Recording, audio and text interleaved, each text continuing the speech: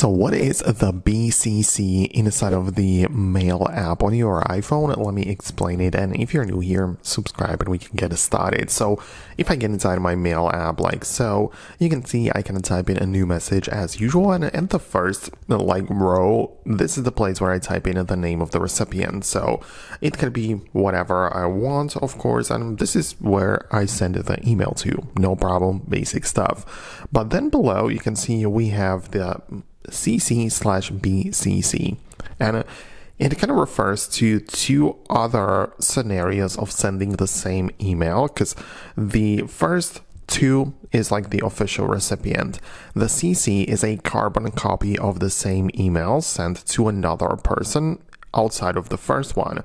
So if I add another person in there, the main one is still in the first row, the copy is sent into the other person in the second row in the CC, in the carbon copy, and yeah, they kind of know about each other. The first person knows that I send it to the other as well, and they just know about each other. So if you want to keep that hidden, instead of using the CC, you use BCC, which is the blind carbon copy.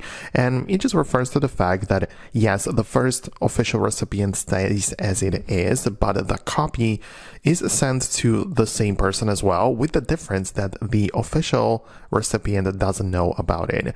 If I put the name in the CC, then the official recipient knows that I also sent a copy to someone else, but this time they don't really know that, and it's kind of hidden in the emails, so he doesn't know that. So that's how it works. That's the difference. And of course, this functionality is present across all of the other mail apps, so it's not part of the specifically just Gmail or Apple Mail or anything else. It's part of all of the email clients. So that's what I wanted to explain. Let me know your thoughts and opinions below, and I'll see you later in the future uploads.